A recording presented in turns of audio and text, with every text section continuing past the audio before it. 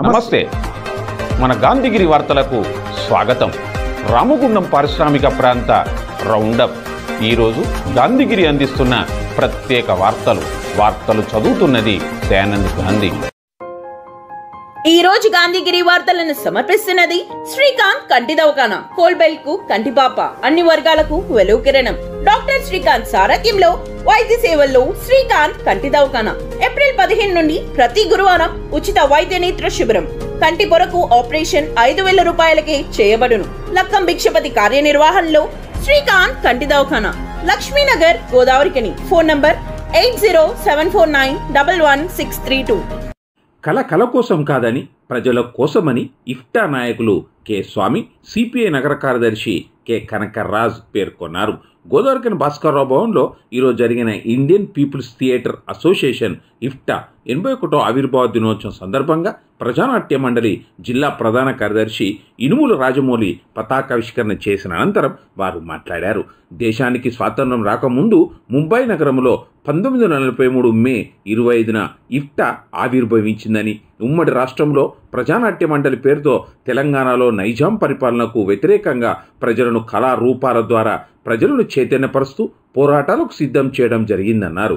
ప్రజా సమస్యల మీద కళాకారులు అనేకమైన గీతాలను రచించి తమ గళాల ద్వారా ప్రజలను, కార్మికులను చైతన్యపరిచేందుకు మా భూమి, వీధి భాగవతం లాంటి కళలను ప్రదర్శించడం జరిగిందన్నారు.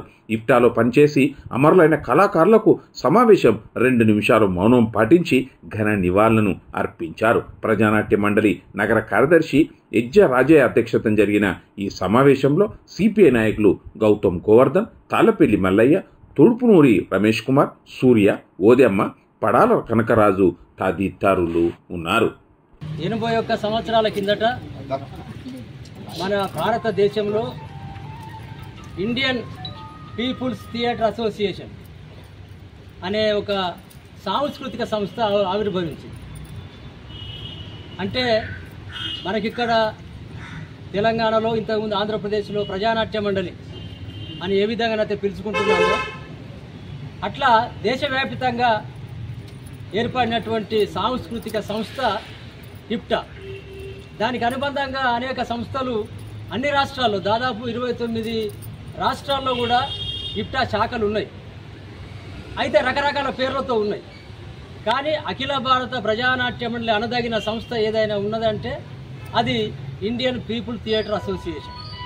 ఆనాడు మన దేశానికి స్వాతంత్రం రాలేదు కాబట్టి స్వాతంత్రం కావాలని, సాంస్కృతిక రంగంలో ఒక రకమైన చైతన్యం రావాలని, అట్లాగే అందరికీ సామాజిక సమానత్వం ఉండాలని కళాకారులందరినీ సమీకరించి ఆ రోజు హిందీ సినీ పరిశ్రమలో కావచ్చు, మన తెలుగు సినీ పరిశ్రమలో కావచ్చు, లేదా సాంస్కృతిక రంగంలో ఉన్నటువంటి పౌరాణిక, జానపద, సాంఘిక కళారంగానికి సంబంధించి ఒక గొప్ప దార్శనికతను, ఒక డైరెక్షన్ ఇచ్చినటువంటి సంస్థ ఇఫ్టా.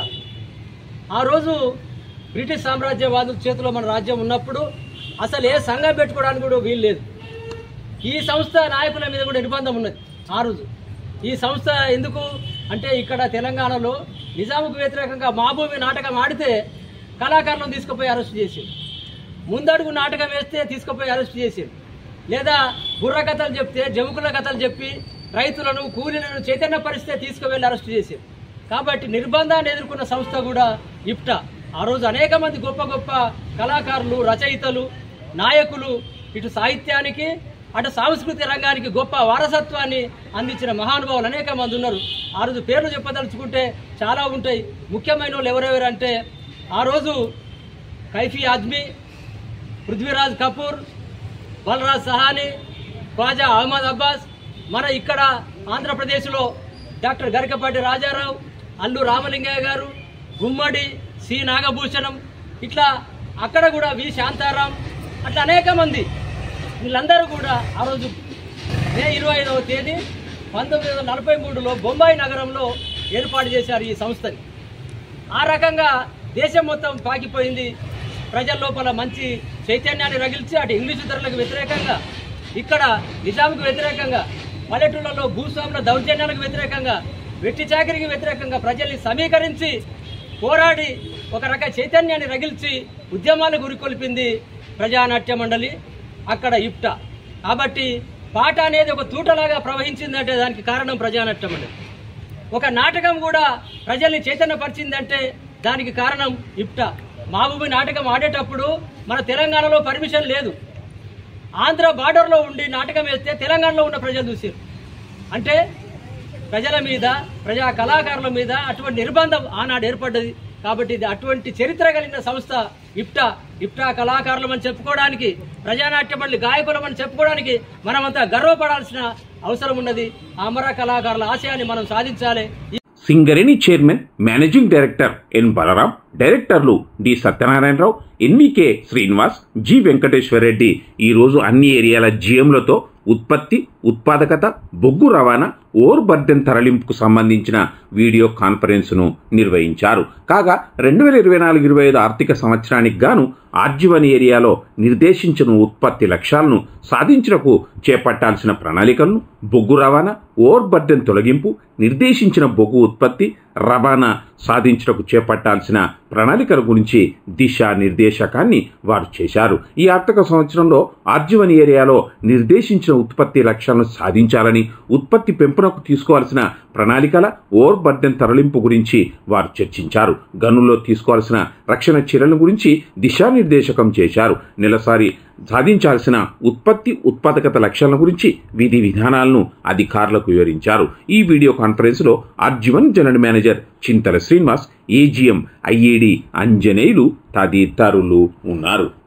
గోదోర్కన్ పరశురాం నగర్ నుంచి కృష్ణానగర్కు మంచినీటి పైప్ లైన్కు ఇంటర్ కనెక్షన్ ఇప్పించడంతో పాటు 5 ఇంక్లైన్ చౌరస్తాలోని నాలాను మరమ్మతులు చేయాలని కోరుతూ 11వ డివిజన్ పరిధిలోని కృష్ణానగర్ కాలనీవాసులతో పాటు కాంగ్రెస్ నాయకులు ఈరోజు రామగుండం నగరపాలక కమిషనర్ శ్రీకాంత్కు వినతి పత్రం ఇచ్చారు. ఈ కార్యక్రమంలో కృష్ణానగర్ కాలనీవాసులతో పాటుగా కాంగ్రెస్, దాని అనుబంధ సంఘాల నాయకులు దాసరి విజయకుమార్, గుడి కందుల రవి, నేరెళ్ల రమేష్, కోదాటి శ్రీధర్, శనిగరపు రాజ్ కుమార్ తదితరులు ఉన్నారు.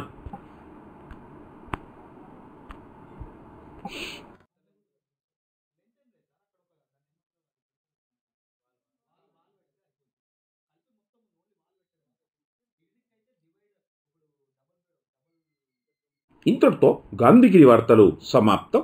నమస్కారం.